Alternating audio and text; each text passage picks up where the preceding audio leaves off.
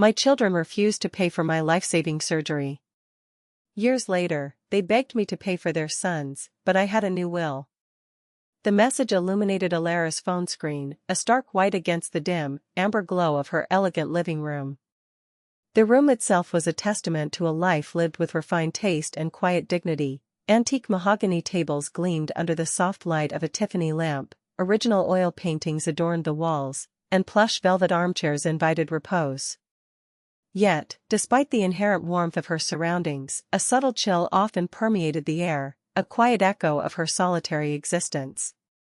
The message was from Julian, her only son, a man who, at 50, still perceived his mother primarily as a boundless financial resource. His words were clipped, almost an afterthought, devoid of genuine warmth or consideration. "Mom, just letting you know, we're all set for the Caribbean cruise. Vivian insisted on upgrading to the royal suite, amazing views. Unfortunately, no room for you this time, too many of us. But don't worry, we'll send you lots of pictures. Can you transfer the extra spending money for the excursions by tomorrow? Need it for the private island tour." Alara, a dignified 72-year-old widow, read the message twice. Her spectacles sat perched on the bridge of her nose, reflecting the soft light from the antique lamp beside her.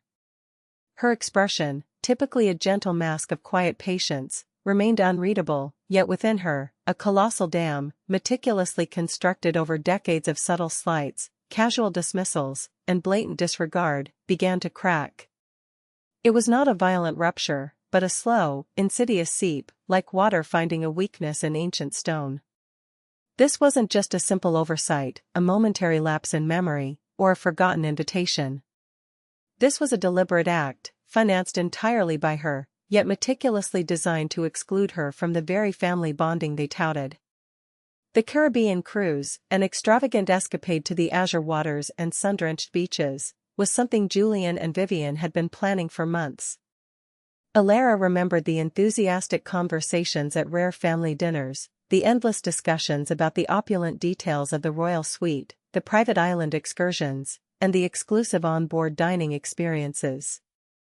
They had talked openly, excitedly, in front of her, painting a vivid picture of a dream vacation, only to then forget to invite the very hand that would pay for it. The casual cruelty of their words, the immediate demand for more money, was the final, devastating straw. A peculiar calm settled over Alara. It was not the calm of resignation, nor the peaceful quiet of acceptance. Instead, it was the chilling stillness that precedes a seismic shift, the profound silence before a storm breaks. For years, she had yearned for their genuine affection, their heartfelt inclusion, their simple, unburdened presence in her life. She had rationalized their neglect as mere busyness, their relentless materialism as a sign of their ambition, their casual dismissals of her as mere generational differences, quaint habits, or simply her own oversensitivity. She had told herself they were just young, still finding their way, that they would mature and recognize her sacrifices. But this message. This was a calculated insult, delivered with the casual indifference of those who believed they were owed everything and owed absolutely nothing in return. Julian's tone, with its cheerful dismissal and immediate, unyielding demand for more money, confirmed the transactional nature of their relationship beyond any doubt.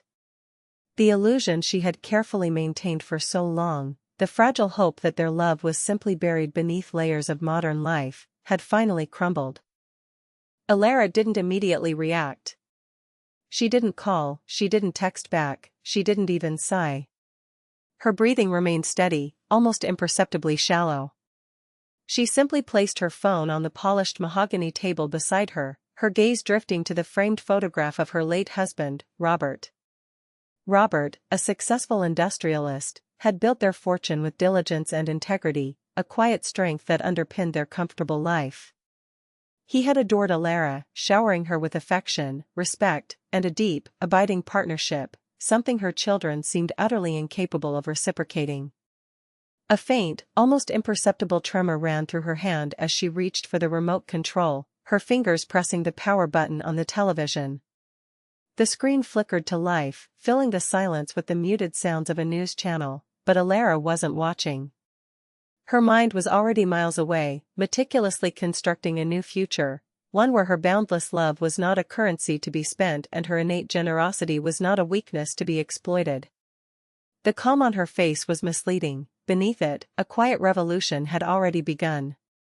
The next morning, as Julian and Vivian departed for their first-class Caribbean adventure, blissfully unaware of the tempest brewing, Alara would calmly initiate the most profound change of their lives. Alara's life had once been a tapestry woven with threads of deep love, quiet contentment, and unwavering security. Her marriage to Robert had been a partnership of mutual respect, shared dreams, and unwavering devotion. They had built a life together, not just financially, but emotionally, supporting each other through every challenge and celebrating every small joy. When Robert had passed away 10 years prior, he had left Alara a substantial fortune, a testament to his shrewd business acumen and her frugal yet elegant management. It was more than enough for her to live out her remaining years in comfort and security, and then some. She had always believed that true wealth lay not just in financial abundance, but in the richness of family bonds, in shared laughter, and in unconditional support.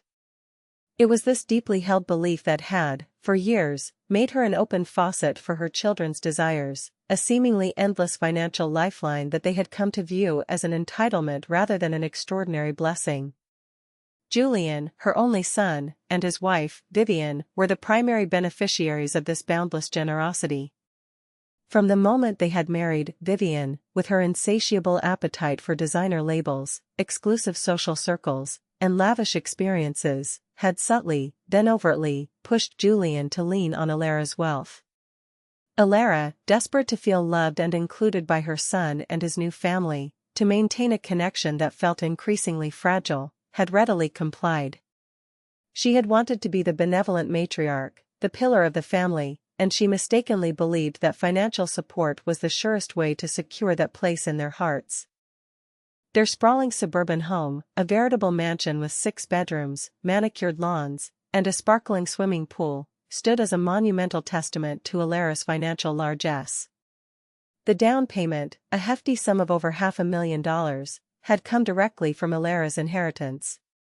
She remembered the day they had found it, Julian calling her excitedly, "Mom, it's perfect. But the down payment, it's a bit steep." Alara, seeing his thinly veiled plea, had immediately offered to help, picturing happy family gatherings, Sunday dinners, and the comforting chaos of grandchildren playing in the vast garden. Those dreams, however, had remained largely unfulfilled. And it wasn't just the initial investment. For the better part of a decade, Alara had been quietly covering their monthly mortgage payments, a staggering $8,000 every single month, meticulously ensuring they never felt the burden of such an immense property. She had done it silently, without complaint, hoping her quiet sacrifice would be seen, appreciated. Their 3-car garage housed not one, but 2 luxury vehicles, a sleek, black Mercedes-Benz S-Class for Julian and a pristine white Range Rover for Vivian. Both were leased, and both lease payments, totaling nearly $3,500 a month, were meticulously paid by Alara. She recalled Julian once casually remarking over the phone, as if discussing the weather, "Oh, Mom, the Benz lease is up next month. Thinking of upgrading to the new model, it has better tech. Can you just sort it out with the dealership? Thanks." There was never a question of whether she could afford it, or if they should contribute. It was an assumed obligation, a given expectation. Another time, her own modest sedan had broken down, leaving her stranded. She had called Julian, hoping for help, or at least a ride to the mechanic. "Oh, Mom, Vivian and I are just heading out to a gala," he'd said, his voice hurried. "Can't really make it work. Maybe call a taxi?" The contrast between their luxury and her inconvenience was stark. Yet she had dismissed it as an anomaly, another busyness excuse. The grandchildren, Leo and Chloe, attended an elite private school known for its exorbitant tuition fees. Alara paid those too, over $50,000 annually per child. She had always believed deeply in the power of education, a value instilled by Robert, but she also knew that Julian and Vivian could have afforded a good public school, or even a less exclusive private one, if they had managed their own finances responsibly. Yet, they had insisted on the most prestigious, the one that would grant their children the right connections, the proper network, and Alara, wanting the best for her grandchildren, had silently footed the bill.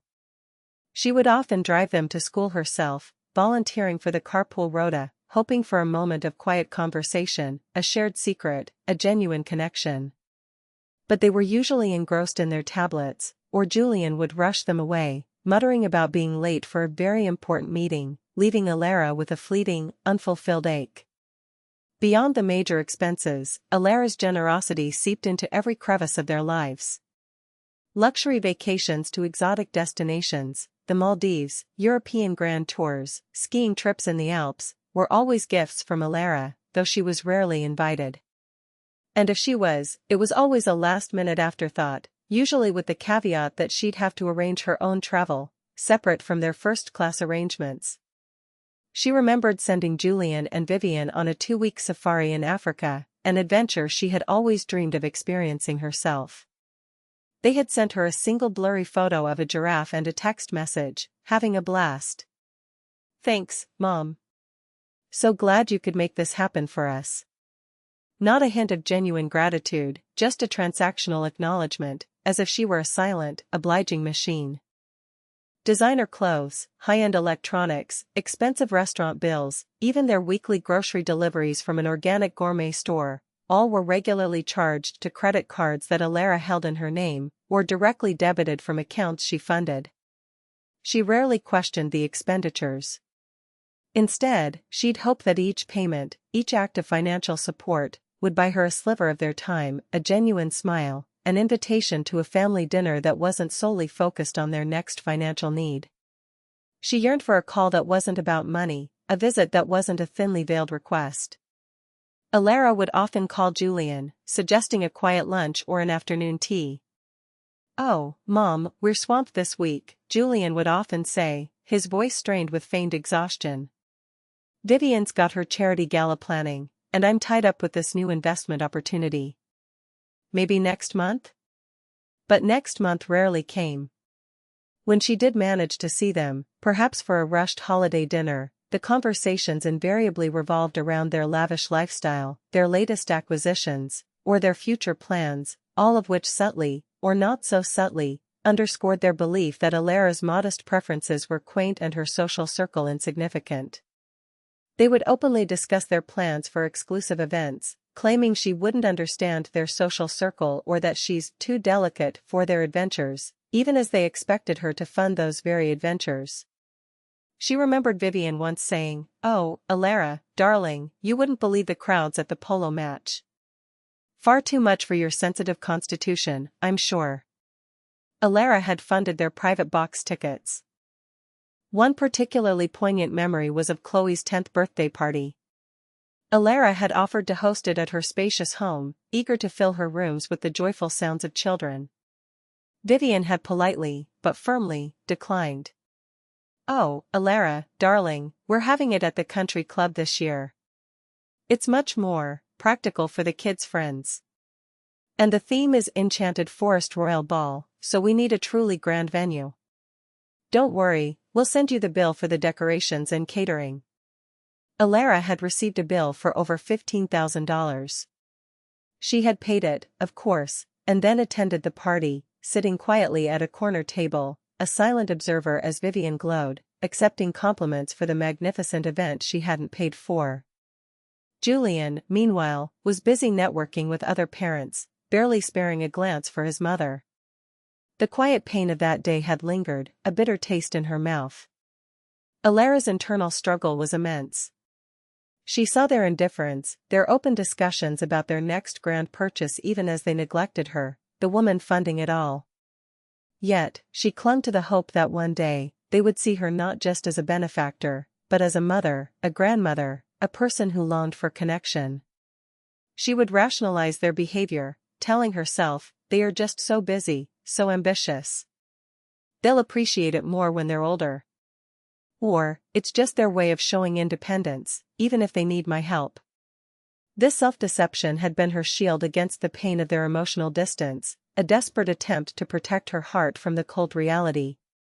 But the Caribbean cruise, the ultimate act of being excluded from an event she was paying for, had irrevocably shattered that shield. The illusion had finally crumbled, revealing the stark, cold reality of their purely transactional relationship. The morning after Julian's dismissive message, Alara rose with a newfound sense of purpose. Her movements were deliberate, unhurried, yet imbued with an iron resolve she hadn't felt in years. The air in her home, usually filled with the quiet echoes of unspoken loneliness and suppressed yearning, now hummed with a nascent energy, a palpable anticipation. She prepared her usual breakfast, a cup of fragrant Earl Grey tea and a single slice of whole wheat toast, but today, each bite felt lighter, each sip more invigorating. The familiar weight of years of silent resentment, of suppressed longing for true family connection, was finally beginning to lift. A quiet strength bloomed within her chest. At precisely 9 a.m., Alara picked up her phone. Her first call was to Mr. Henderson, her longtime financial advisor. His voice, typically jovial and familiar, held a note of surprise at her early call. "Alara, good morning. To what do I owe the pleasure of such an early call?" he asked, a hint of curiosity in his tone. Alara's voice, though calm and even, carried an unfamiliar firmness, a steel that surprised even herself. "Mr. Henderson, I need you to halt all direct and indirect financial contributions to Julian and Vivian and their children, effective immediately. This includes their monthly allowances, the mortgage payments on their property, the lease payments for their vehicles, and the tuition for Leo and Chloe's school." A stunned silence stretched across the line. Mr. Henderson, who had for years managed Alara's vast portfolio and executed her children's financial demands with quiet, unquestioning efficiency, had never heard such a definitive, unyielding statement from her. He cleared his throat, a rustling sound over the phone. "Alara, forgive me, but did I hear you correctly? All contributions? That's a significant sum. Are you absolutely certain?" His tone was tinged with genuine concern, having observed the decades of Alara's unwavering, almost sacrificial, support for her family. "Absolutely certain, Mr. Henderson," Alara replied, her voice unwavering, each word a crisp, clear declaration. "I want every single automatic payment, every standing order, every single direct debit in their favor, or for their benefit, cancelled. Immediately. If there are any difficulties, any penalties for early termination, I authorize you to liquidate assets to cover them, but those payments are to cease today." She felt no tremor, no hesitation. The decision, once agonizing, was now simply a logical next step. Mr. Henderson, a professional to his core, understood the absolute finality in her tone. "Understood, Alara. I will get to work on this straight away.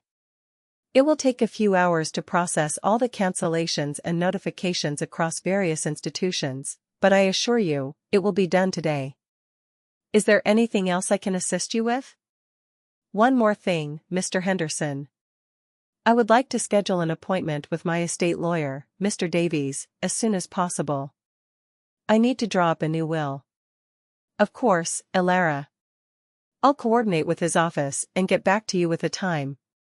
Is everything truly all right?" Mr. Henderson's concern was genuine. He had observed the decades of Alara's unwavering support for her family, and this abrupt change was startling. "Everything," Alara said, a faint, almost imperceptible smile touching her lips, a genuine lightness in her tone. "Is finally perfectly all right." After hanging up, Alara felt a wave of exhilaration wash over her. It was a sensation so potent, so unfamiliar, it almost startled her. She had often imagined this moment, this profound liberation from the chains of their demands, but had always lacked the courage to seize it. Now, it was done. She walked to her window, looking out at her meticulously kept garden, the roses blooming vibrantly, and for the first time in a very long time, she felt truly free.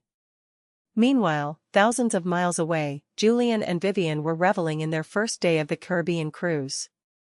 They had just finished a lavish breakfast at the ship's exclusive gourmet restaurant, charging everything to the platinum card Alara had provided. Vivian was already planning her spa treatments and the designer boutiques she would visit in St. Bart's, flipping through glossy brochures. Julian, lounging by the pool in a cabana reserved for royal suite guests, was swiping through photos of their opulent suite, mentally calculating how much more they could squeeze from his mother for their once-in-a-lifetime experience, perhaps for an exclusive diving excursion or a private chef on board. Their first inkling of trouble came a few hours later. Vivian, attempting to purchase a ridiculously expensive diamond bracelet from the ship's onboard luxury boutique, handed over her credit card, a platinum card with Alara's name subtly embossed on it. The sales assistant swiped it, her smile faltering as the machine beeped a harsh, insistent tone.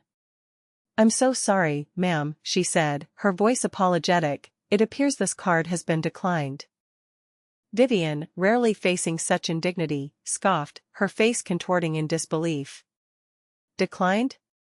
That's impossible. This is an unlimited card. It's never declined.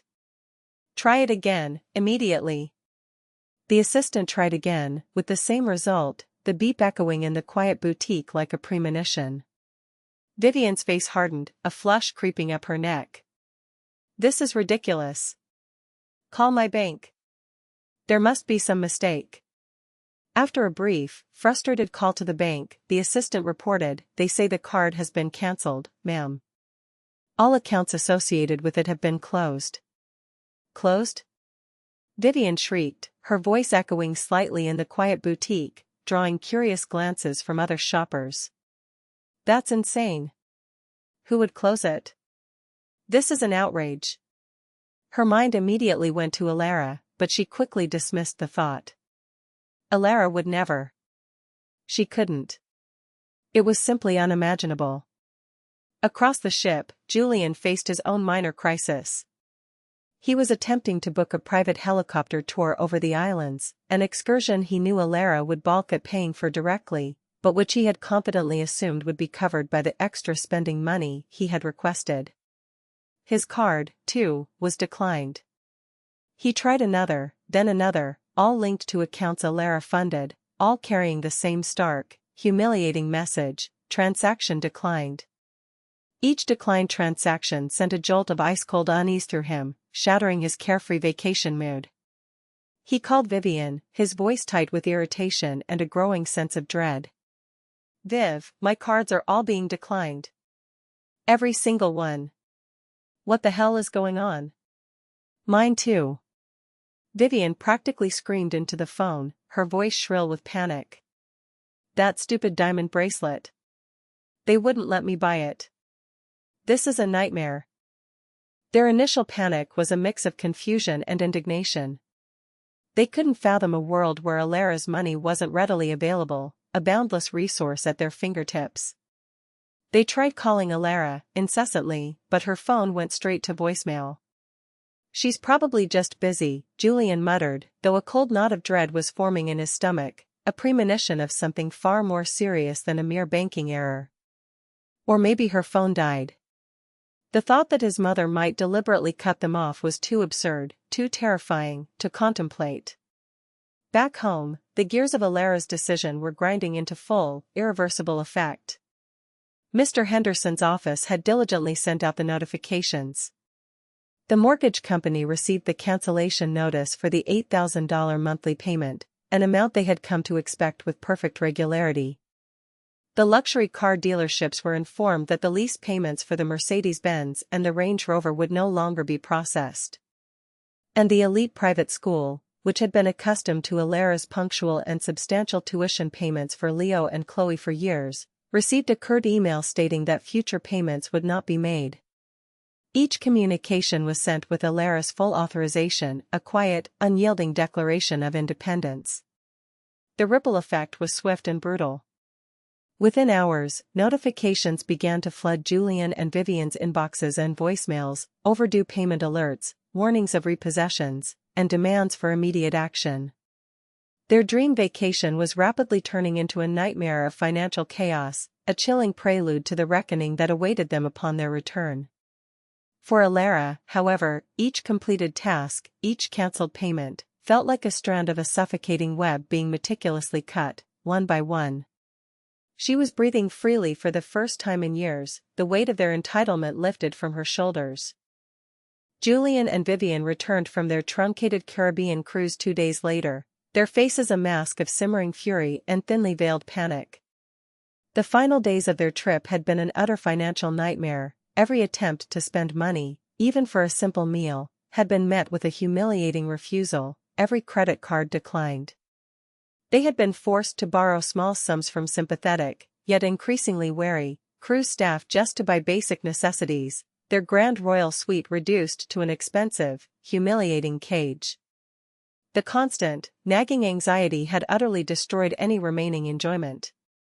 They landed back in their sprawling suburban home to a cascade of urgent notices, final warnings from the mortgage company, stark repossession threats from the car dealerships, stern letters from the private school about outstanding tuition fees for Leo and Chloe, and a mountain of overdue utility bills that Alara had also been quietly covering for years.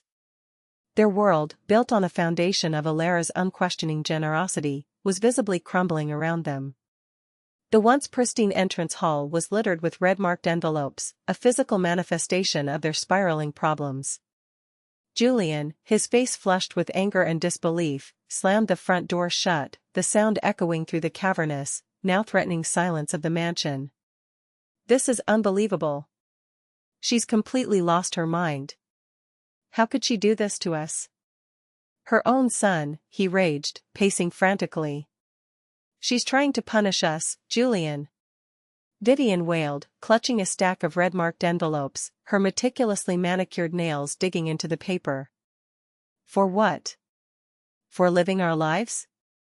For wanting the best for our children? This is spiteful. After everything we've done for her. The family dinners we attended, the small talk we made." The irony of her words was lost entirely on her, buried beneath layers of self-pity and entitlement. They tried calling Alara again, incessantly, for hours, but her phone remained unreachable, calmly going straight to voicemail. Finally, in a fit of desperation, Julian decided they would confront her directly.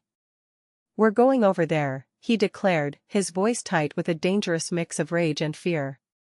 "She can't just cut us off like this. We'll make her see reason. She has to.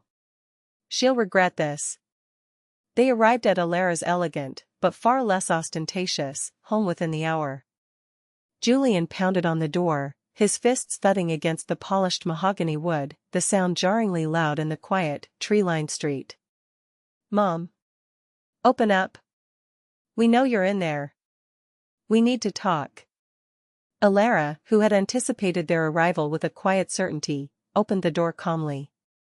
Her posture was straight, her gaze unwavering, her expression serene. She looked at her son and daughter-in-law, not with anger or bitterness, but with a quiet, almost detached resolve that Julian and Vivian had never witnessed before. There was no tremor in her hands, no flicker of doubt in her eyes. "Julian." "Vivian," Alara greeted them, her voice devoid of warmth, yet perfectly steady. "Please, come in." She stepped aside, allowing them to storm past her into the living room, their faces contorted with indignation and a barely suppressed panic.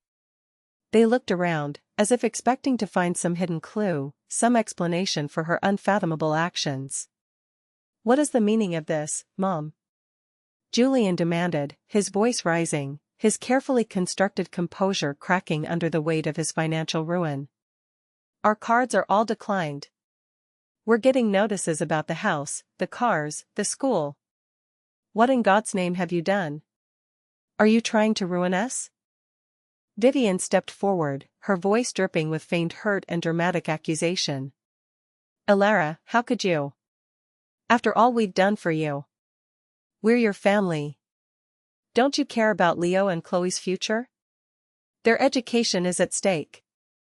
Do you want them to be pariahs?" Alara simply sat down in her favorite armchair, the one by the window, her hands folded neatly in her lap. Her eyes, however, held a steel that Julian had never seen, a quiet power that had been dormant for too long. "She has merely ceased to provide the financial support she has given you for the past decade." Her voice was soft, but each word resonated with absolute authority. "Ceased? Julian roared, his face turning a blotchy red. You mean you just cut us off? Without a word? While we were on a family trip, mind you, a trip you paid for. How could you be so cruel? A trip she paid for, indeed, Alara said, her voice chillingly quiet, cutting through his bluster. A trip from which she was pointedly excluded. An afterthought, if that. A mere inconvenience in your grand plans. A source of funding, nothing more. Vivian scoffed, a dismissive sound. Oh, that? Don't be so dramatic, Alara. There just wasn't enough room in the suite. It was a simple oversight, darling. We told you we'd send pictures. You know how cramped those suites can get with all of us. An oversight, Alara repeated, a hint of bitterness finally lacing her tone, a rare crack in her composed facade. Just like the oversight that led to her paying for your $50,000 European shopping spree last year, while you claimed you were too busy for a simple dinner with your mother. Or the oversight that meant she paid for Chloe's lavish country club birthday party, only to be seated in a corner, watching you bask in the glory of an event you didn't lift a finger to finance, and barely acknowledging her presence. Her voice remained calm, but each word was a precisely aimed arrow, piercing their self-serving narratives. Julian flinched, the accusations hitting closer than he liked. Mom, that's unfair. We appreciate everything you've done. Of course we do. We've always been grateful. But this is extreme. You're ruining us. Our lives are over. Ruining you? Alara countered, her voice now gaining a quiet, formidable power. Or forcing you to finally stand on your own 2 feet.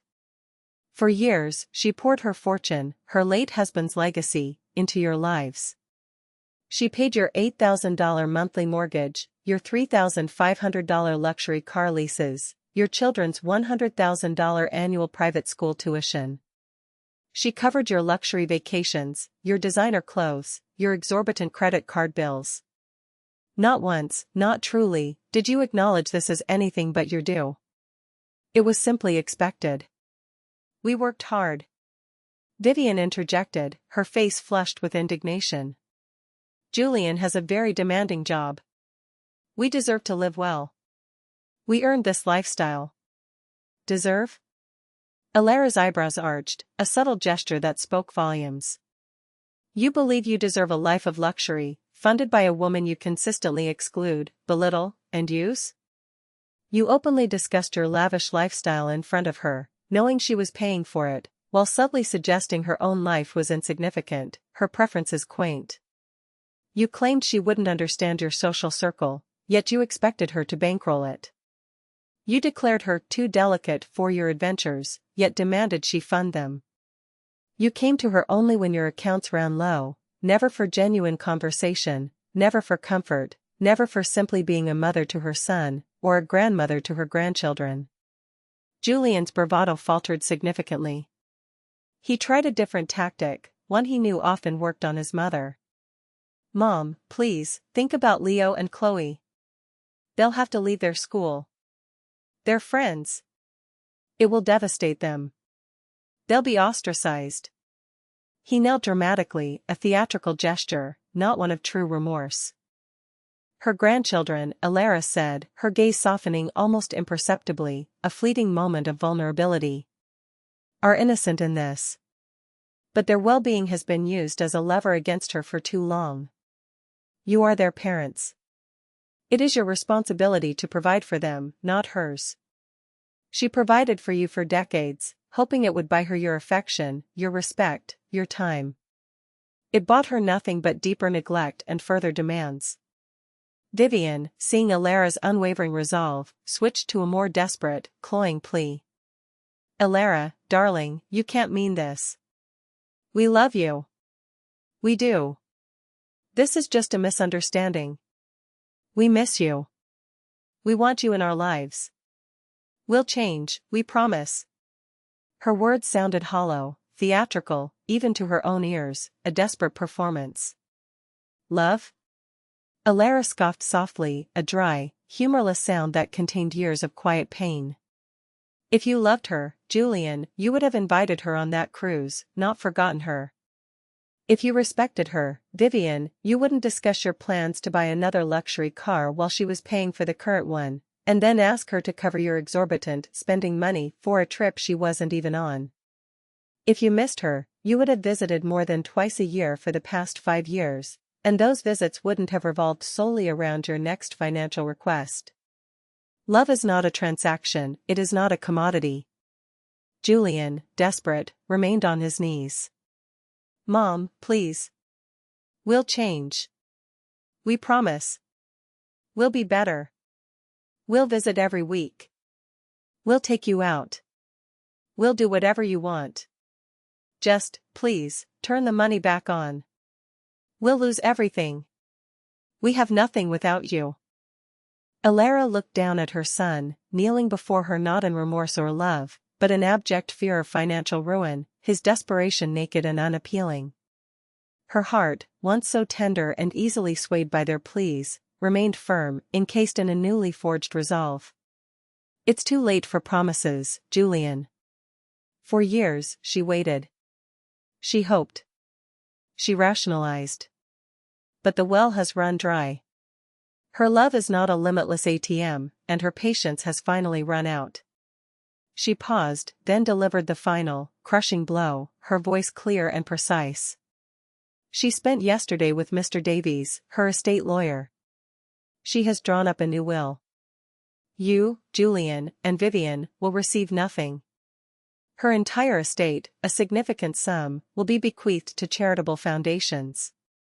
Funds have also been set aside for Leo and Chloe's education, managed by an independent trust, to be accessed only when they reach the age of 25 and demonstrate financial responsibility, entirely independent of your influence. The color drained from Julian's face, leaving it ashen. Vivian gasped, her hand flying to her mouth, her eyes wide with horror. The revelation of the new will, the complete and utter cutoff not just of the present but of the future, shattered their last vestiges of hope. Alara had not just turned off the tap, she had demolished the entire pipeline, brick by painstaking brick. You can't. Julian stammered, scrambling to his feet, his voice a hoarse whisper of disbelief, laced with a new, terrifying fear. She's her son. Her only son. That's his inheritance. It's rightfully his. No, Julian, Alara said, her voice clear and resonant, filling the tense silence in the room, it was Robert's inheritance. And now, it is hers to do with as she pleases. And she pleases to do with it for those who truly need it, for causes that respect humanity, not for those who have shown her nothing but contempt and greed. Her decision is final. You may leave. The air in the room crackled with the weight of her words. Julian and Vivian stared at her, their expressions a grotesque mixture of shock, betrayal, and dawning horror. They had exhausted their tactics. The emotional manipulation had failed, the desperate pleas had fallen on deaf ears, and the threats were rendered meaningless by her ultimate, irreversible act.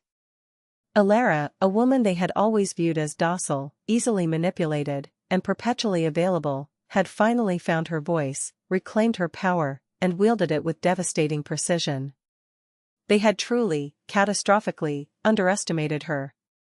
Julian and Vivian left Alara's home in a daze, the silence in their luxury SUV broken only by Vivian's choked sobs and Julian's muttered curses and frustrated grunts.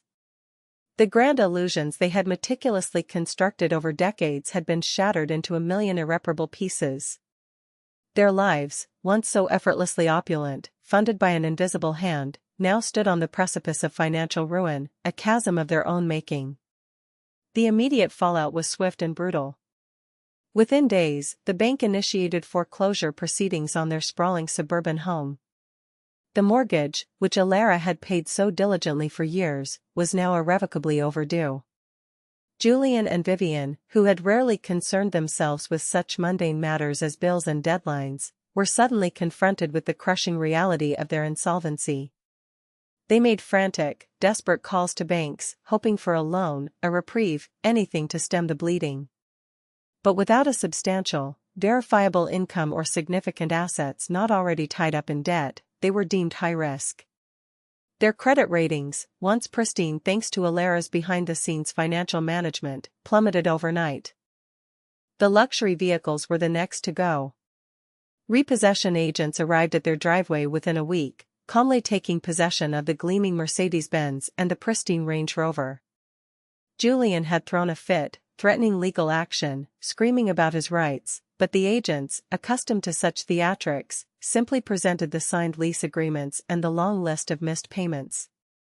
Julian and Vivian, once cruising in style, were now forced to rely on public transport or, more humiliatingly, borrow cars from increasingly wary and distant friends.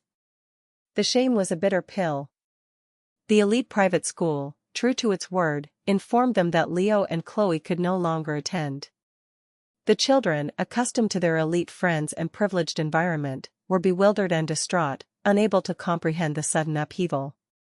Julian and Vivian were forced to enroll them in the local public school, a move they considered a profound social humiliation and a direct affront to their carefully constructed image.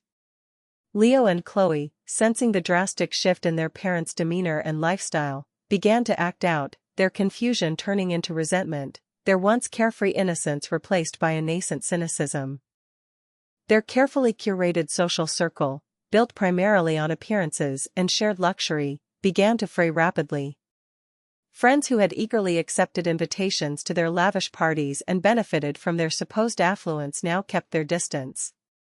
The whispers started, rumors of financial difficulties, of a sudden, unexplained downfall, of the crazy old mother who had finally snapped. Julian's promising investment opportunities dried up as his network realized he no longer had access to unlimited capital. Vivian's charity galas and exclusive club memberships became untenable without the funds to maintain appearances. They found themselves increasingly isolated, their calls going unanswered, their invitations unaccepted. The phone, once a lifeline for social engagements, now rang only with collection agencies. Their relationship, too, began to buckle under the immense pressure. Accusations flew freely, sharp and unforgiving. Julian blamed Vivian for their extravagant spending, for pushing him to rely so heavily on his mother, for her insatiable desires. Vivian retaliated, accusing Julian of being weak, of failing to secure their future, of not managing his mother better, of allowing her to get away with this. The cracks in their superficial bond widened into gaping chasms, revealing the empty space beneath. Their dream life, a gilded cage built on borrowed money and unearned privilege, was now a painful, echoing ruin, and they were trapped within it. Meanwhile, Alara was experiencing a liberation she hadn't thought possible. The initial wave of exhilaration settled into a profound, enduring sense of peace. The heavy burden she had carried for years, the constant yearning for validation, the quiet disappointment that gnawed at her, had vanished completely. The silence in her home was no longer lonely, it was serene, a tranquil canvas upon which she could paint a new life, entirely on her own terms. Her first act of true self-care was simple, yet deeply satisfying. She called her dearest friend, Eleanor, a spirited woman who had always encouraged Alara to put herself first, to live for herself. "Eleanor, darling, it's Alara," she said, her voice light and joyful, a sound Eleanor hadn't heard in years. "She's booked them a 2-week cruise. Not to the Caribbean, mind you, but a lovely river cruise through the vineyards of France. All expenses paid, of course. Her treat." Eleanor, who had witnessed Alara's quiet suffering and endless generosity for years, immediately understood the unspoken significance. Alara. Her dear friend. That sounds absolutely divine. Is she sure? What prompted this wonderful decision? It's simply marvelous. Alara chuckled, a genuine, mirthful sound that bubbled from deep within. Let's just say, she's finally decided it's time to invest in her own happiness. And she can't think of anyone she'd rather share a glass of exquisite French wine with. She spent the next few days meticulously planning her trip, exploring new hobbies she had always put off, new interests she had suppressed for the sake of her demanding family. She signed up for a pottery class, something she had always wanted to try since childhood, finding unexpected joy in shaping clay with her own hands. She rediscovered her love for gardening, spending hours tending to her roses, finding therapeutic peace in the soil and the bloom. She began volunteering at a local animal shelter, finding solace and genuine, unconditional connection in the wagging tails and purring affections of the creatures there. The emptiness that had gnawed at her for so long was being filled, not by the elusive love of her children, but by her own choices, her own passions, her own newfound freedom. The world, once seen through the suffocating lens of their needs, now appeared vibrant, full of possibilities, all her own to explore. Months passed, morphing into a full year. The echoes of Julian and Vivian's dramatic downfall gradually faded from Alara's daily life, replaced by a quiet, profound contentment that settled deep within her bones. Alara, now 73, was a transformed woman. The subtle lines of anxiety that had etched themselves around her eyes had softened, replaced by the gentle crinkles of genuine, frequent smiles. Her posture, always dignified, now carried an air of lightness, a palpable sense of liberation that seemed to radiate from her. She had fully embraced her new life, a life truly her own for the first time in decades. The river cruise with Eleanor had been just the beginning. They had since traveled to Italy, exploring ancient ruins and savoring authentic pasta in sun-drenched piazzas, and planned a trip to Japan for the following spring, filled with anticipation. Alara's pottery class had blossomed into a passionate hobby. Her home was now adorned with unique, handcrafted vases and bowls, each a testament to her newfound creativity and self-expression. She hosted small, intimate gatherings with friends who valued her company for who she was, not for what she possessed or what she could provide. Her volunteering at the animal shelter had become a deep source of joy, providing her with the unconditional love and appreciation she had always craved from her own family, a simple, pure connection. She was learning to play bridge, attending classical music concerts, and even took up a beginner's course in digital photography, capturing the beauty she now found in everyday moments, a world re-seen through her own, appreciative eyes. Alara had not seen Julian or Vivian since that climactic confrontation. There had been a few desperate, pleading emails, a few missed calls from unknown numbers, perhaps even a brief, unannounced visit to her doorstep that she had calmly ignored, watching from behind her curtains as they lingered briefly, then left. But Alara had calmly blocked them all, her resolve unyielding. She knew, deep down, that any attempt at contact would only be another manipulation, another attempt to regain access to her lost wealth. Her peace was too precious to compromise, too hard one to risk. Julian and Vivian, meanwhile, had been forced to confront the harsh realities of self-sufficiency. They had lost their home and now rented a modest apartment in a less desirable neighborhood, a stark contrast to their former mansion. Julian had taken a lower-paying job, a significant step down from his previous, largely symbolic role. Vivian, unable to maintain her extravagant lifestyle, found herself working part-time in retail, a stark contrast to her former life of charity galas and designer shopping. Their social circle had completely dissolved, leaving them isolated and bitter, with only each other for company, a companionship increasingly strained by resentment and regret. The grandchildren, Leo and Chloe, were still attending public school, adapting to their new circumstances with the resilience of youth, though they occasionally expressed confusion about why Grandma Alara no longer came around. Alara, through her lawyer, had ensured the independent trust for their education was in place, a safety net for their future that she hoped would allow them to forge their own paths, free from their parents' misguided values and the transactional nature of their upbringing. Julian and Vivian had been forced to learn, the hard way, that money cannot buy genuine affection or respect. Their attempts to manipulate Alara had backfired spectacularly, leaving them stripped bare of their material comforts and, more importantly, of the illusion of control they once held over her. They were now truly on their own, forced to build a life from the ground up, a challenge they were ill-equipped to handle, having never truly had to fend for themselves. Alara, looking out at her meticulously tended garden, felt a profound sense of gratitude. She had navigated the stormy seas of betrayal and emerged stronger, wiser, and unequivocally happier. The ultimate lesson she had learned was that true love and respect cannot be bought, they must be earned, through genuine connection and mutual appreciation. And, perhaps most importantly, she had learned that the greatest act of love is often the love one shows for oneself, by setting boundaries, reclaiming one's autonomy, and choosing a path that leads to inner peace. Her wealth, once a source of quiet sorrow and constant demand, was now a tool for her own happiness and for causes that genuinely benefited the world, rather than fueling the insatiable greed of those who had so carelessly taken her for granted. Alara's new will wasn't just a legal document, it was a testament to her reclaimed life, a declaration of independence, and a final, powerful affirmation of her own worth.